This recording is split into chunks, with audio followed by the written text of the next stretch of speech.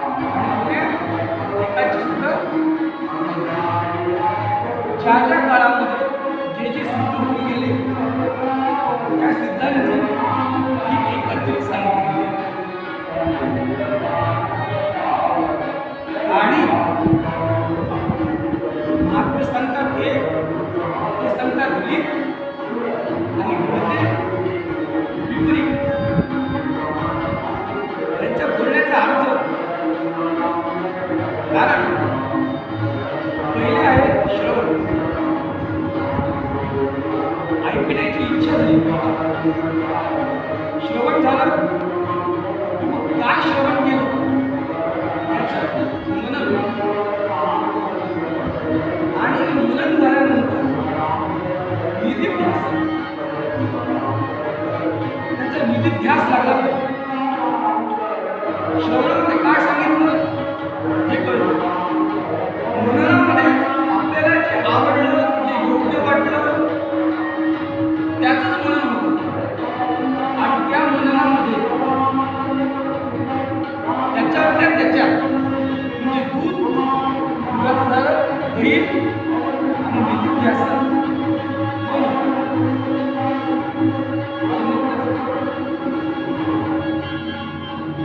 आणि निधिध्यास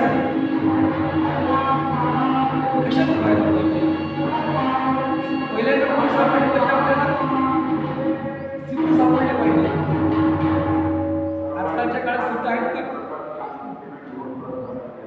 असते ते कदाचित, कोणी नाही म्हणावं,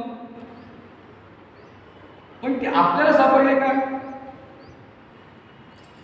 मग कुणाच्या तेवढंच बसलेलो होतो आपण.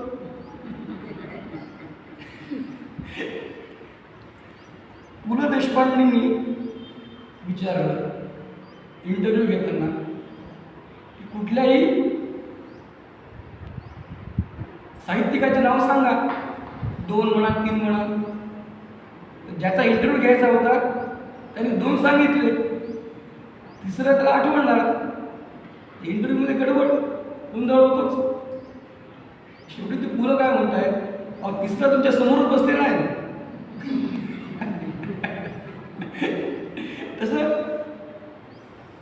योगेश्वर सिद्ध प्रसिद्ध झाले आईनाथ नामी. प्रसिद्धांच्या गाभाऱ्यात सभामंडपात बसायचं आणि सिद्ध कोणी पाहिला का म्हणायचं, तर याला काय ज्ञान म्हणायचं का?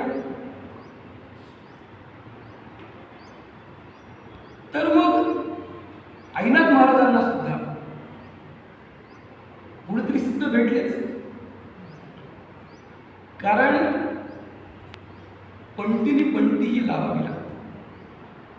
आणि मग कुठला आगिली कुठला मागिली, कोणता दिवा पहिला कोणता नंतर, कारण दोन्ही प्रकाशतातच सांगता येते. आणि ही जी आहे ही अनादी आपल्या भारतीय संस्कृतीचं वैशिष्ट्य आहे की इथं योग्यांची ही काय खाण आहे, सिद्धांची खाण. आजही परराष्ट्रामध्ये भारतीय योग्याला जेवढा मान आहे तिथल्या कुठल्याच देशाच्या योग्याला मान नाही. फक्त आपल्याच देशामध्ये, कारण त्यांची वाण नाही, जिथं पिकते तिथं विकत नाही. ही अनादी काळापासून यापरी अनादी सिद्ध रीत, ही सिद्धांची रीत आहे. सिद्धांची रीत कोणती असणार आहे?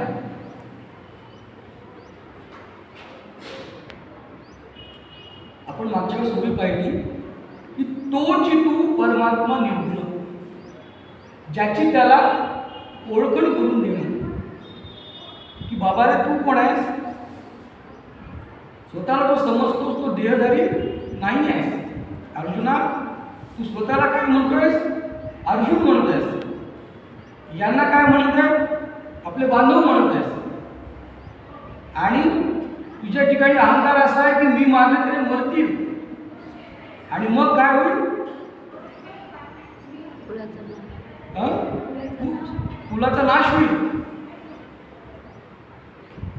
या सगळ्या गोष्टी तू करतोयस, पण ज्याच्यावर अशोच्यानन्व शोचस्त्वं प्रज्ञावादाश्च भाषते, ज्याचा विचार करण्याचा तू विचार करतोयस, कारण तुझा विचार करण्याचा जो बेस आहे तो चुकीचा आहे. आणि दुसरं चरण होतं ओवीचं की प्रकृती गुणी होऊन सगुण स्वभाव जेन कौंतेय, हा तुझा स्वभाव आहे. कर्तुम न इच्छसी यन्मोहा करिष्यश्य वशोपितक, तू जे करत नाही म्हणतो आहेस, मी युद्ध करत नाही, हे जरी तू व्रत घेतलंस तरी करणार कोण आहे? तूच करणार आहेस. कारण शौर्य, तेज, दक्षता एवं आदी गुण प्रकृतीने तुला दिलेले आहेत. उत्तरी वैराग तुझा राजा, उत्तरू वैराग याचा राजा, विराट राजा कोण? उत्तरू. तो काय झाला? पळाला. मग झुंजला कोण? जेव्हा गाई उत्तराच्या नेल्या तेव्हा तू झुंजलास. तू का झुंजलास मग तिथे? कारण हा तुझा क्षात्र धर्म आहे, त्याचा संस्कार तुझ्यावर झालेला आहे आणि त्याबरोबर तुला हे तू केलंच आणि तू करणारच आहेस. साडीचा कण, त्यांनी जर म्हणलं की साडी कधी उगवणार नाही, तर दुसऱ्या प्रकारे उगवू शकतो का? उगवू शकणार नाही. का? रोग आवडे रोगिया, दरिद्राला दारिद्र्य आवडते का? रोग्याला रोग आवडतो का? होतो की नाही? का होतो? अदृष्ट प्रकृती ते घडवत आहे. आणि आपल्याला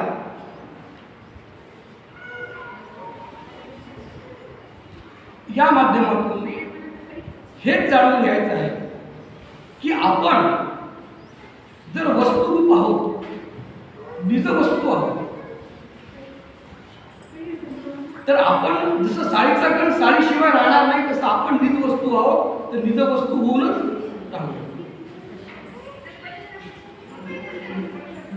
काल उत्तम श्लोकांची पुण्यतिथी झाली. उत्तम श्लोकांनी प्रबोध सांगितले आणि त्याच्यात ते काय म्हणतायत की होता मागव व्यापारी, सद्गुरु त्याचे उत्तम श्लोक करी, आता न परते मागारी, निजरूप पाही आनंदी. पहिल्यांदाच जे आहे ते आपल्याला काय भेटले पाहिजे? सद्गुरु भेटले. गुरु दाविली या वाटा. वाट कोण दावणार? बोलू नका. ऐनाथ महाराजांच्या आयुष्यामध्ये हा प्रसंग आहे की त्यांनी वेदांचं अध्ययन केलं, शास्त्रांचं अध्ययन केलं, इतिहास पुराण यांचं अध्ययन केलं, वेदांचे बर्वे आणि पूर्ण दक्षिण काशीमध्ये म्हणजे पैठणामध्ये त्यांची कीर्ती झाली. आणि वाद घालण्यासाठी एक ब्राह्मण त्या ठिकाणी पैठणात आला आणि त्याचा जो प्रश्न आहे तो कोणाला सुटायला तयार नाही. शेवटी पाचारण केलं ऐनाथ महाराजांना आणि ऐनाथ महाराजांना पाचारण केल्यानंतर बराच वाद झाल्यानंतर जेव्हा अपरोक्ष ज्ञानाचा प्रश्न आला त्यावेळेस शिवराव पंडित दिसे घाबरा, हातपाय चोळू लागला, वर बघू लागला, डोळे बंद केले आणि मग त्यांना कळलं की समोर जो ब्राह्मण आहे तोच ईश्वर आहे. आणि मग पटकन चरणावर डोकं ठेवलं आणि दैवरून आला अंतःकरण आणि म्हटलंच की वाद भिक्षा मागितलीस माझा प्रतिपक्ष धरून, आता मला याच्यातून सोडवणारा दुसरा तुमच्याशिवाय दुसरा दिसत नाही. आणि मला काय करा, तुम्ही काहीतरी उपदेश करा. उपदेश काय केला त्यांनी? हा उपदेश जो आहे तो महत्वाचा. उपदेश करताना तो ब्राह्मण काय म्हणतोय की शाक्त आणि परज्ञानी तू काय कर, पूर्व सुकृत फले मज रूप आज नैनी नाही. तुझ्या पूर्व सुकृत प्रेणे तुला माझं रूप तुझ्या नैनी येत नाहीये. परी तपश्चरणी मनोजय ज्ञान विजय शोषी. तू काय कर, शाब्द आणि परज्ञानी अधिकारी गुरु शोधून ज्ञानोपदेश तयापासून येईल घडून साक्षात. तू गुरु शोध, तीर्थयात्रा कर आणि मग तुला साक्षात्कार घडेल. मग सिद्धावस्थेचा व्यवहार तुझ्याकडून घडेल आणि तेने होईल लोकोद्धार परमपद साचार आवश्यक. पहिल्यांदा काय, तुझ्या चित्तामध्ये वैराग्याचा उदय झाला पाहिजे. ज्ञान सगळ्यांनाच आहे, पण वैराग्य कोणाला?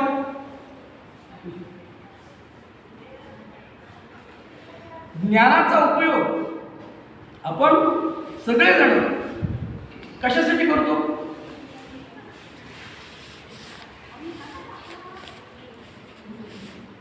ज्ञानाचा उपयोग स्वार्थासाठी होतो की परमार्थासाठी होतो?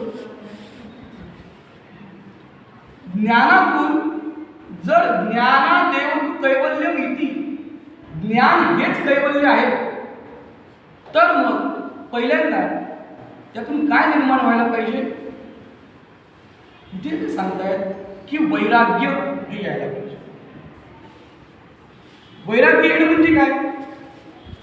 घरदार सोडून जाणे का? वनी गेला तिथे वनिता चिंतू लागला. आसक्ती कुठली पाहिजे? निस्पृह वृत्ती तयार झाली पाहिजे. इथे वैराग्योदय होईल चित्ती. आणि आपण बोलतो आहोत ते अनादि सिद्धरी कोणती आहे? अनादि सिद्धरीत हीच आहे की निगुरा मत रहिबो, गुरु शिवाय राहू नाही. आणि गुरुनी काय करावं? आपल्या पाठीमागे गुरु गुरु हिंडवावं. गुरुनी त्यांना उपदेश द्यावा. उपदेश कशाचा द्यावा? जर सिद्धांची जी रीत आहे, जे सिद्ध आहे, काय म्हणतात? बनिया प्रसन्न दमडीचं देयम. व्यापारी प्रसन्न झाला, दुसरं काय देणार आहे? त्याच्याजवळ जे आहे तेच देईल. तर सिद्ध काय सांगतील?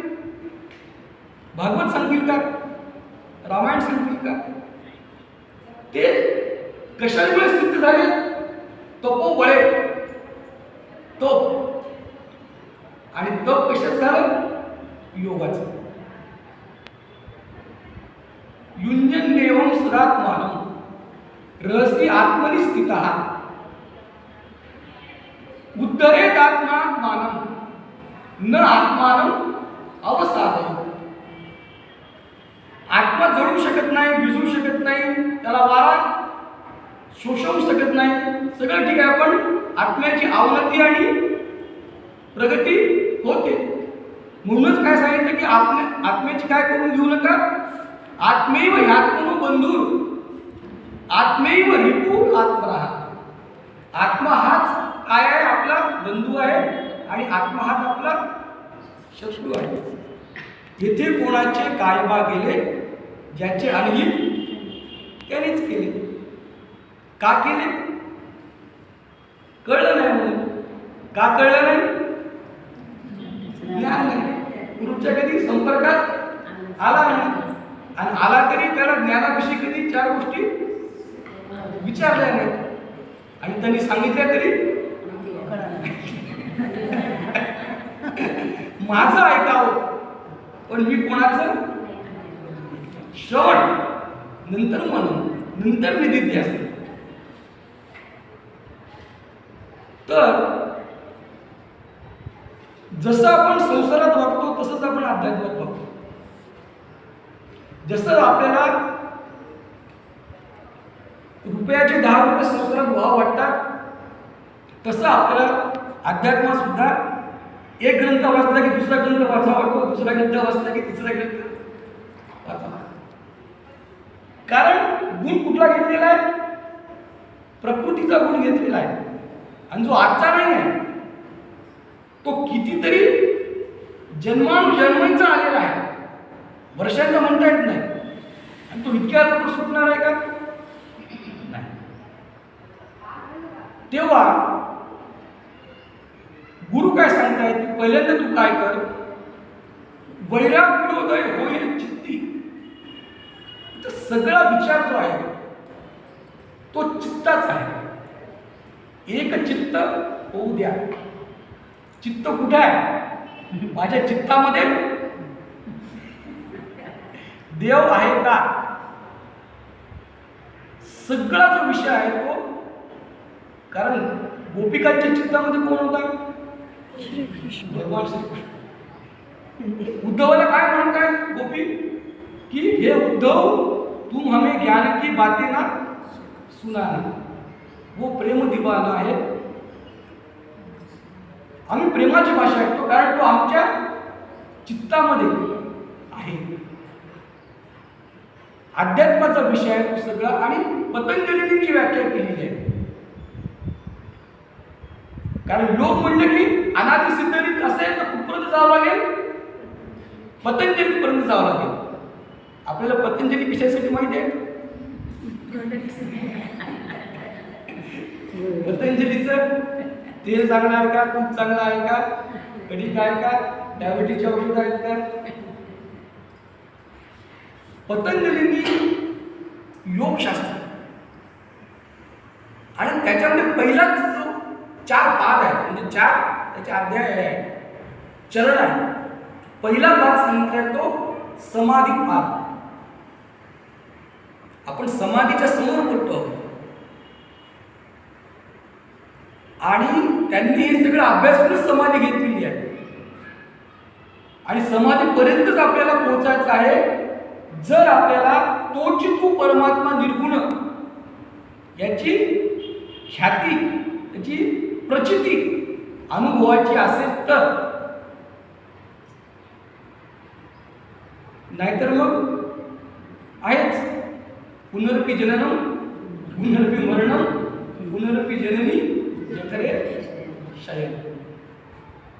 त्याच्यामध्ये पतंजली मुनी काय सांगतायत? आता योगानुशासनम, हे अनुशासन योगाचं मी सांगतो आहे. तर ब्रह्म सूत्र सांगताना आता तो ब्रह्म जिज्ञासा, हे पहिलं ब्रह्मसूत्र. योगाचं सांगताना काय सांगतायत? आता तो योगानुशासन. अथ हा शब्द मंगलवाचक आहे.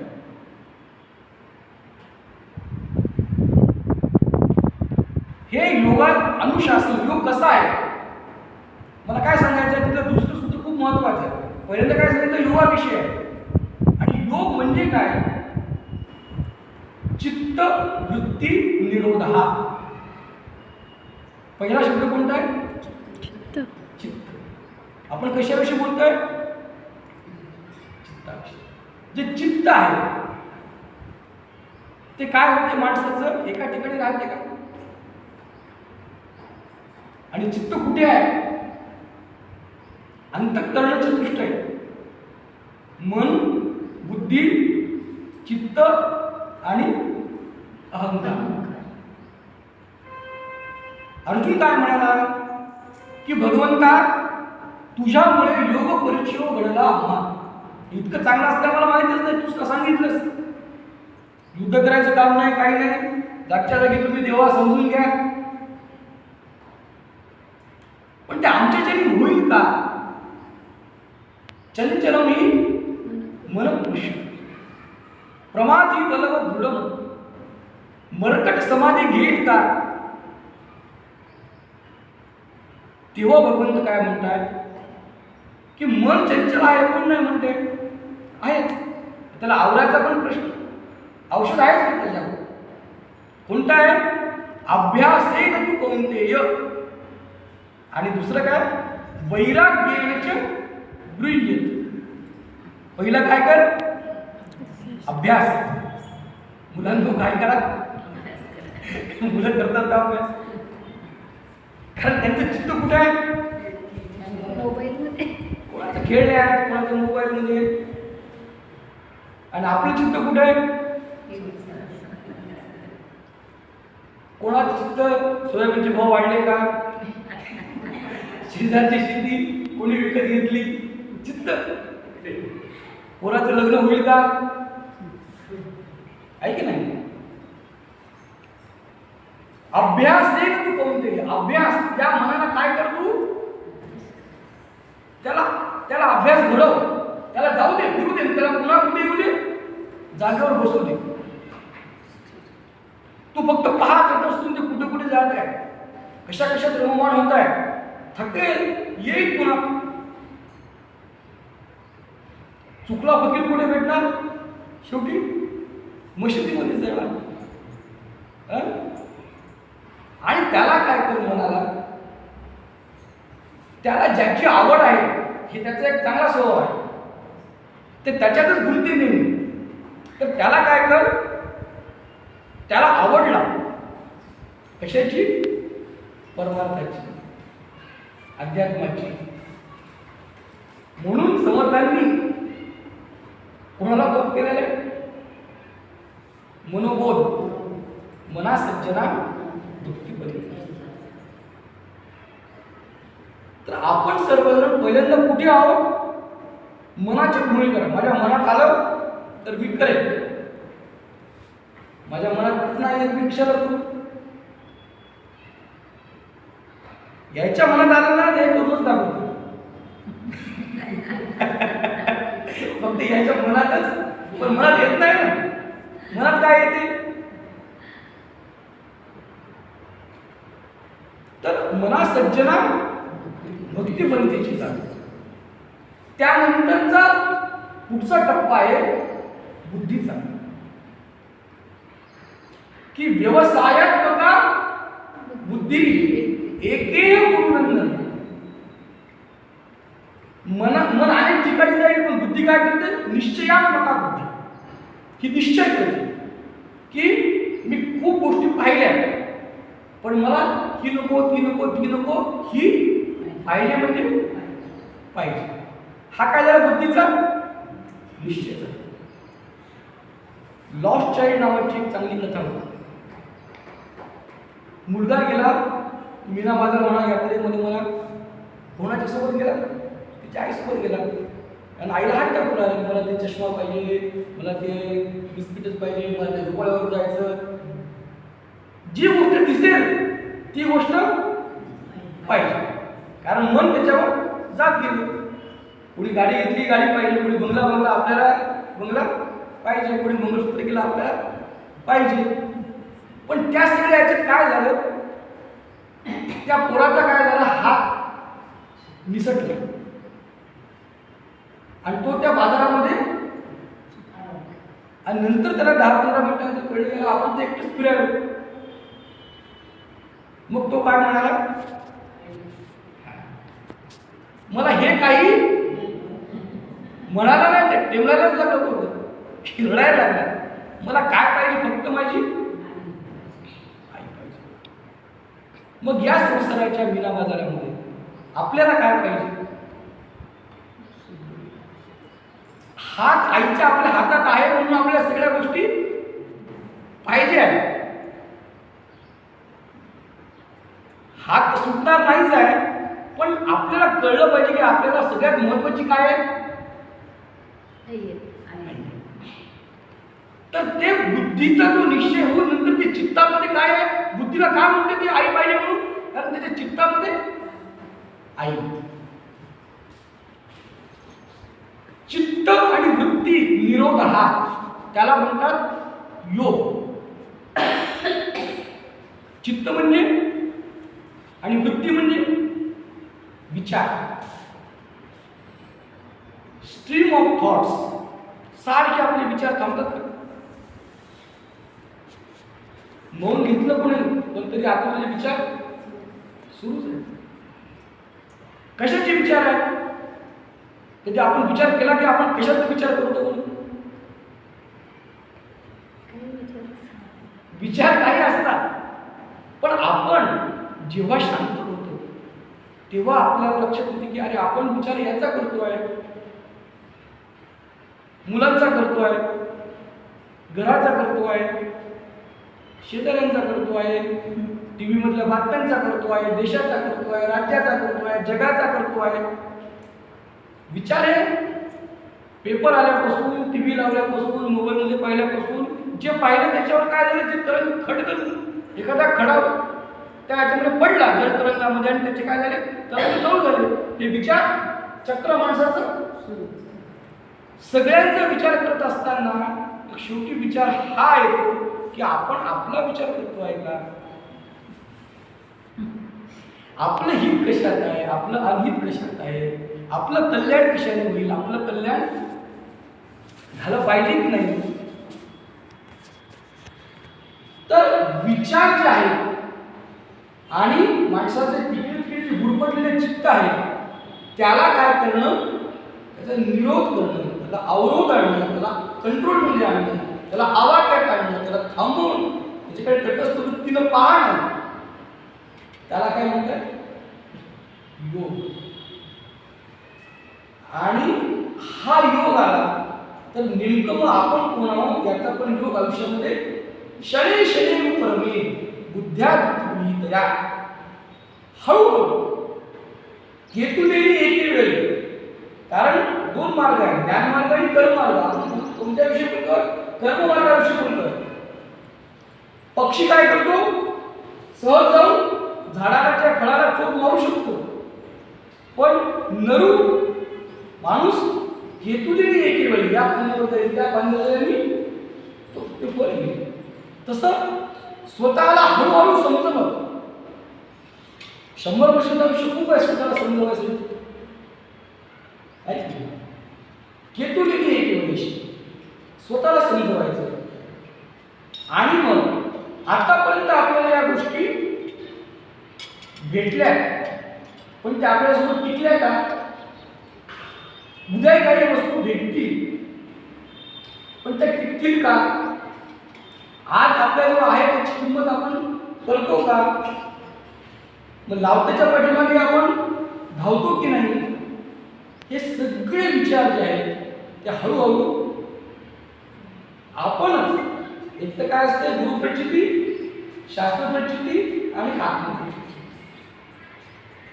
आपणच आपल्याला, आणि त्याच्यातून मग मौली काय म्हणते की असं झालं पाहिजे की वमून या शून्य आताची गेले. वमन म्हणजे मला माहिती आहे होकारी, आणि सुने म्हणजे श्वान, पुत्र. पुत्र जर वमून गेलं आताच तर त्याच्याकडे कोण आपली पिळस येते की नाही? की कुणी आहे त्याला येत नाही.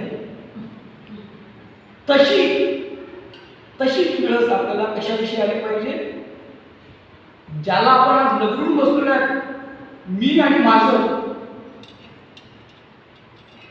म्हणजे ऐकायला थोडंसं तुम्हाला कठीण वाटलं असेल, पण कधी कधी कडू औषध सुद्धा माऊली पोराला ताप आला असेल देते. की त्याच्यामुळे आम्ही होते आहे आणि स्वतःचं कल्याण आपण करून घेऊ शकत नाही ना. तर अशा प्रकारचं वैराग्य पहिल्यांदा माणसाच्या आयुष्यात आलं पाहिजे, आणि आल्यानंतर मग त्या सप्त भूमिका तुम्हाला समोर चढता येते. हा पहिला पाठ आहे. हा कोणाला दिलेला आहे? आईनाथ महाराजांना दिलेला आहे. कोणी दिलेला आहे? त्या सिद्धांनी दिलेला आहे. आणि त्याच्यावरच मार्गक्रमण करून आज आईनाथ महाराज सगळ्या जगाचं कल्याण करतात. ते काय म्हणतात? वैराग्योदय होईल चित्ती तेने विषयी होईल निस्पृह वृत्ती. मग सहजची संसार निवृत्ती. रिटायर्ड तुम्ही होता की तुम्हाला खुली करते. तुम्ही आता रिटायर्ड आहात. तुम्ही आता याच्यानंतर कार्यालयात येऊ नका हे सांगितल्यानंतरही, सत्कार झाल्यानंतरही आपण कुठे जातो? तिथेच जातो. काय करतो? तेच करतो. कारण काय? आणखीन आपण त्याच्यातून बाहेर निघालो नाही. त्याची आसक्ती, त्याची गोडी सुटली नाही. आतापर्यंत त्या नोकरीने असं कोणतं कल्याण केली पुढे ती करणार आहे म्हणून? निस्पृह वृत्ती तयार व्हायला पाहिजे. समलोष्टाश्व कांचना. मातीचं ढेकूळ असो की सोन्याचा गोळा असो, माझा नाही ना याचा अर्थ माझा नाही.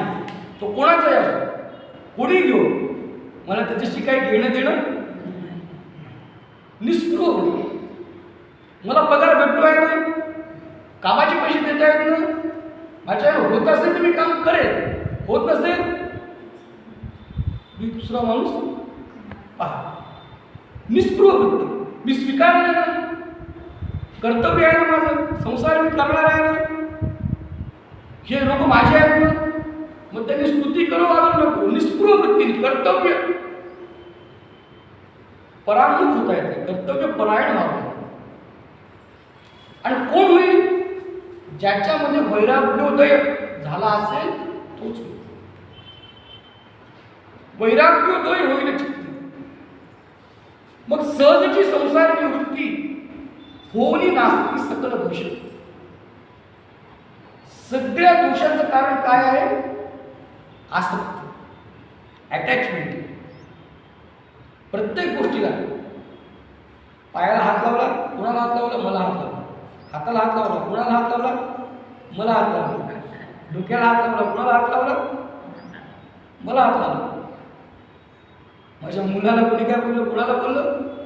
मला बोललं. माझ्या समाजाला कोणी काय बोललं? कुणाला बोललं? मला बोललं.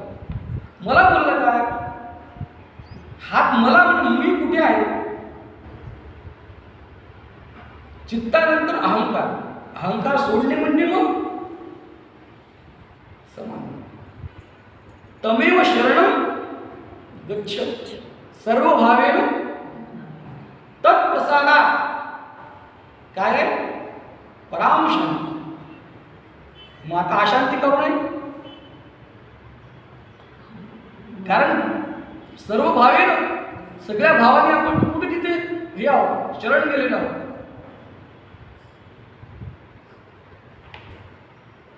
होनी नास्ती सकल दोष.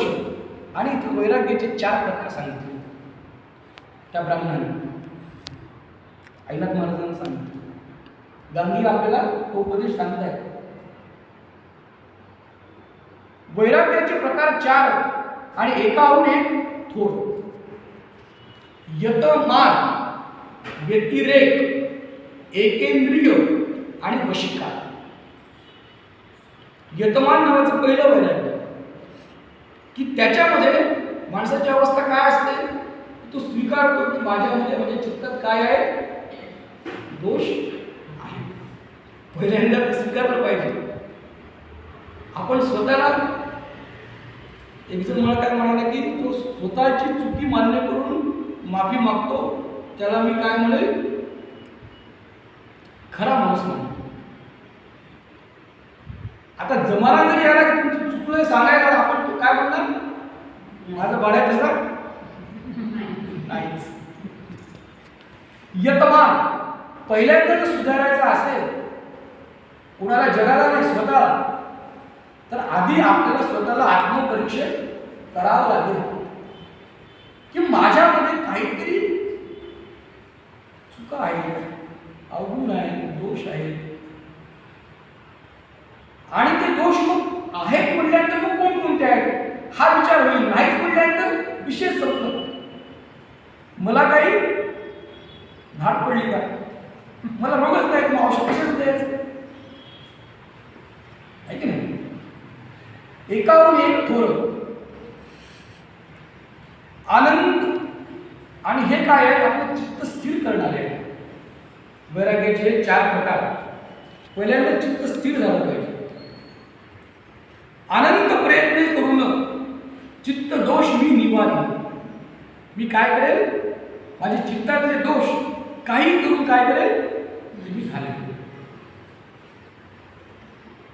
हा एक प्रकारचा निश्चय, हा एक प्रकारचा पण, हे एक प्रकारचं डिक्लेरेशन. स्वतःला दिलेलं हे वचन, प्रतिवचन. कारण माणूस कोणाचाही शब्द इकडे करेल, पण स्वतः मी बोललो ना, स्वतः शब्दाला भेटे. कोण बोललो? मी बोललो. तर चित्तदोष मी काय करणार? निवारेल. त्यासाठी मला खूप प्रयत्न करावे लागतील तरी चालेल. अशा प्रकारची अवस्था त्याला म्हणतात यतमान वैराग्य. त्यानंतर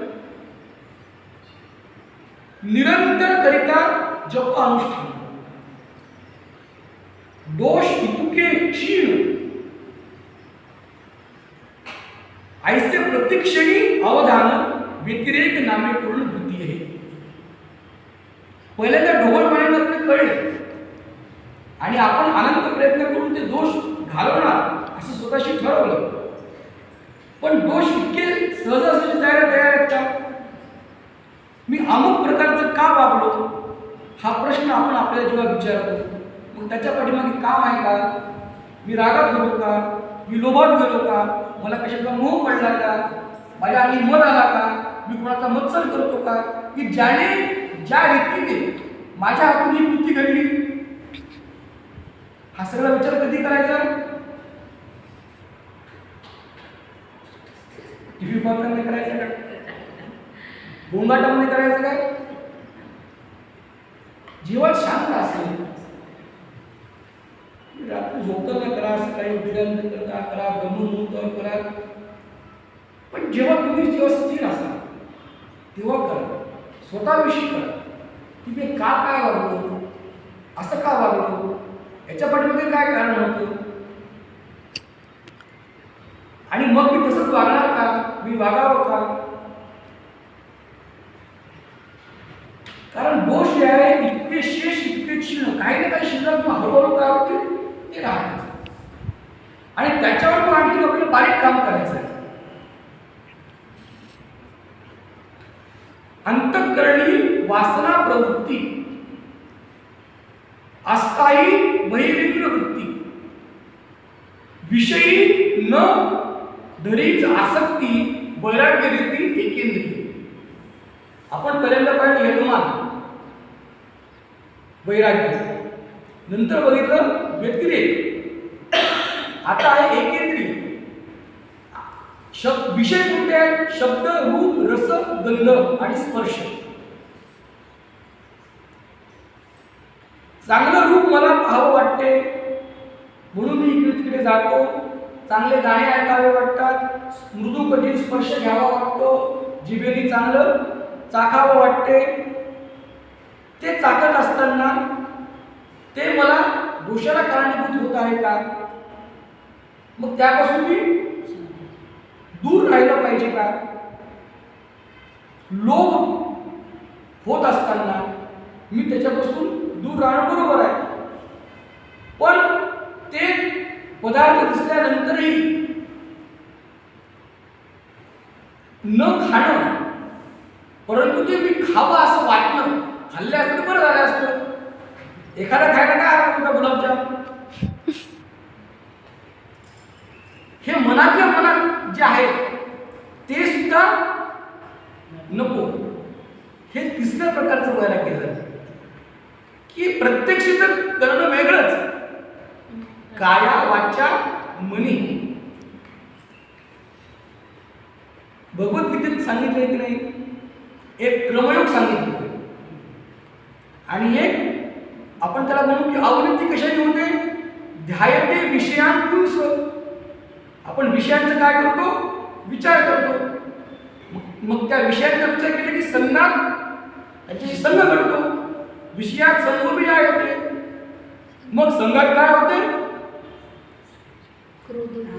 काम निर्माण होतो, कामात क्रोध निर्माण होतो,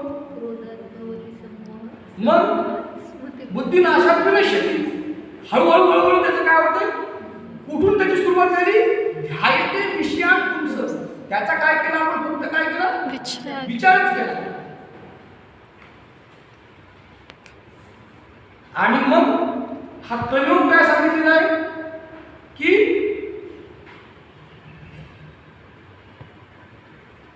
बुद्ध्या विशुद्धया युक्तो. आधी काय करा? बुद्धी विशुद्ध करा. बुद्धीचं बरबटलेली असेल तर मग काय करणार आहे? बुद्ध्या विशुद्धया युक्तो धृती आत्मानं नियम्यच. धृतीला, धैर्याने काय करा? सगळं काही त्याच्यापासून दूर होऊन कर. त्याला धैर्य लागते, धैर्य लागते. आत्मानं नियम्यच. मग पुढे विविध सेवी लघभाषी आणि यत वाक्काय मानसा. ब्रह्म कसं ब्रह्म व्हावं याचे हे टप्पे सांगितलेले आहेत. आणि कसं ब्रह्मापासून तुम्ही पदच्युत होता हे इकडे विषयांत. आणि सगळ्यात महत्वाचं म्हणजे काय? श्रद्धा पाहिजे. संशयात्मा विनश्यती. तर पहिल्यांदा आपल्या चित्तामध्ये दोष आहेत. असं सर्टिफिकेट कशाला? दोष आहेत का इतकी तर विचारणा करा कमीत कमी. मग कळेल आपल्याला आहेत की नाही आहेत. कोण कशाला सांगायला पाहिजे? बाकी तर दुसरे कोणी सांगितलं आपण किती मान्य करणार आहोत? दोष आहेत का? आहेत तर ते कोणते आहेत? आणि त्यानंतर मग ते त्यासाठी अनंत प्रयत्न करण्याची तयारी. आणि त्या हळूहळू जाणार नाही, पटकन जाणार नाही, हळूहळू जातील. त्यासाठी जप अनुष्ठान, practice makes a man perfect. अभ्यास म्हणजे प्रॅक्टिस. अभ्यास हे कोणते वैराग्याची गुणी आहे. दोनच शब्द लक्षात ठेवायचे. एक तर अभ्यास करा आणि कशाचा अभ्यास करा? या वैराग्याचा अभ्यास करा. वैराग्याचे 4 टप्पे आहेत. यतमान, व्यतिरेक, एकेंद्रिय आणि वशीकार. तेव्हा सगळ्यात चौथा जो टप्पा आहे की दृष्ट विषय वनितादिक स्वर्गादी अनुश्रयित. इथं तर मी सगळं चांगला वागलो. कशासाठी चांगला वागलो? उत्तम गती मिळाली म्हणून. म्हणजे तो एक प्रकारचा काय झाला? स्वार्थ झाला. कारण तिथं मग मला काय होईल? चांगल्या गोष्टी भेटतील. इंद्रिय ग्राह्य जरी अनेक तरी दोष विवेक क्षणोक्षणी. विषयी दोष दर्शन वृत्ती. विषयामध्ये दोष आहेत हे दर्शन घडलं पाहिजे. की नको रे बाबा याच्यामध्ये जाण्यात काही अर्थ नाही. निवडणुका येऊ की जाओ, आम्हाला त्याच्याशी काही. कारण त्याच्यात काय आहे? गळू तो काय घेईल? तो प्राण हे करेल. इथे फासे टाकलेले आहे, फासे पारद्यांनी. त्याच्यामध्ये फसायचं. शिकारी आएगा, पोपट पंची किती यूज करणार. तर विषयी दोष दर्शन वृत्ती दृढ झाली, एकदम दृढ झाली की आता मी कुठल्याही पण विषयामध्ये अडकणार नाही, फसणार नाही. साधका चित्ती, त्या चित्तामध्ये तो मुरली. सर्वता निस्पृहता उदय होतो.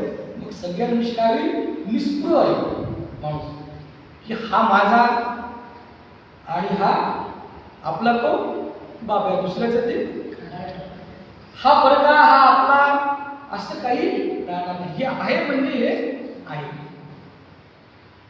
तर निस्पृहता अंगी बाणेल आणि वैराग्य प्राप्ती याला म्हणतात वशीकार.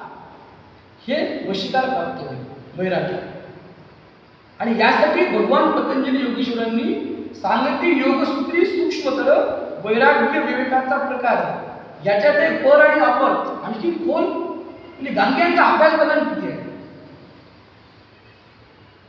त्यांनी तुम्हाला वैदिकापासून की शाखेचा त्यांनी कोणता हे केला असेल, पद काय, क्रम काय, जटा काय, घन काय, निरुक्त काय, छंद काय, ज्योतिष्य काय, संवत्सर काय, या सगळ्या गोष्टींचा वैदिक दृष्टीने सगळं आपल्याला ज्ञान दिलं, योगाच्या दृष्टीने ज्ञान दिलं, संप्रदायाच्या दृष्टीने ज्ञान दिलं. आता याच्यामध्ये ही जर उभी आली नसती की 15वा आणि 16वा सूत्र काय आहे ते त्यांनी सांगितलं. हातोटी बघा कशी आहे. जेव्हा मग आपण ते पाहतो की पतंजली योगसूत्र त्याच्यामध्ये 15व 16व सूत्र काय आहे, तर आता आपण जे सांगितले त्या सूत्राला वशिकार सूत्राला आधार असणारे ते सूत्र आहे. त्याच्यामध्ये वशिकार याच्याविषयी वैराग्याविषयी उद्बोधलेलं आहे, उद्बोधन केलेलं आहे. मग असं स्टडीड पूर्ण अभ्यासांती थरो हे चरित्र गांगे यांनी आपल्याला दिलेलं आहे. आणि समर्पक चरित्र नायकाला ऐनाक महाराजांना साजेस आणि त्याच्यातून जो जो वाचेल त्याचं कल्याण होण्यासाठी.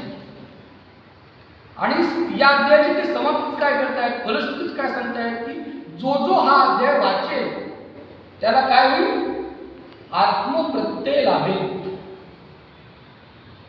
स्वतःच्या आपण याच्या आधी मांडुक्य उपनिषद पाहिलं, न अप्राज्ञम न प्राज्ञम न बहिष्प्राज्ञम न अंतरप्राज्ञम आहे की नाही, तो ज्ञानयोग झाला. आता कर्मयोग सांगतात. आणि जो जो हा अध्याय वाचेल त्याला आत्मप्रत्यय घडेल. गीतेमध्ये किती योग सांगितले. योग म्हणजे काय, जुटणे भगवंताशी एकरूप होणे. आणि 6व्या अध्यायाचं नाव काय, आत्मसंयम योग.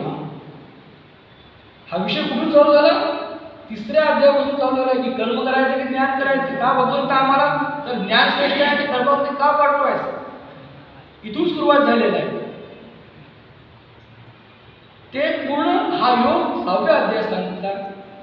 आणि नंतर अक्षर ब्रह्मप्राप्ती 8व्या अध्यायात सांगून नंतर मग पुन्हा ज्ञानयोगाकडे राजयोग 9व्या अध्यायात वळलेले. तेव्हा आजच्या प्रवचनातून आपल्या या 2ऱ्या अध्यायाची आपल्याला काय करायचे, सांगता करायची. हा आत्मप्रत्यय पाववणारा हा अध्याय आहे. जो जो साधक तो वाचेल. आपल्याला आपण मुळात न गेल्या कारणाने, कारण योगाची व्याख्या पतंजली काय सांगितली आहे, चित्त आणि वृत्ती याचा काय करा, निरोध करा. पण आपण आज जे योगा क्लासेस पाहतो तिथे काय आहे, अनुलोम विलोम, त्यानंतर काय करा, पोट कपालभाती. हा शरीराचा विषय इथे नाही. माइंड ॲक्टिव्हिटीज सगळा जो फोकस केलेला आहे तो पूर्ण तुमच्या, कारण हे पहिल्यांदा शांत झालं पाहिजे. ड्रायव्हर असेल तर गाडी बरोबर चालणार. तर तो जो विषय आहे आत्मप्रत्यय पावण्यासाठी आदिश्री ऐनाक महाराज आपल्याला सहाय्य करतील आणि त्याची आपण कृपा पात्र होऊ. पण केव्हा बुद्ध्या विशुद्धी आहे, चित्त जर आपलं स्थिर झालं आणि वैराग्य उदय आपल्या अंतःकरणात झाला तर terms and conditions applied. Gopal Krishna भगवान की जय.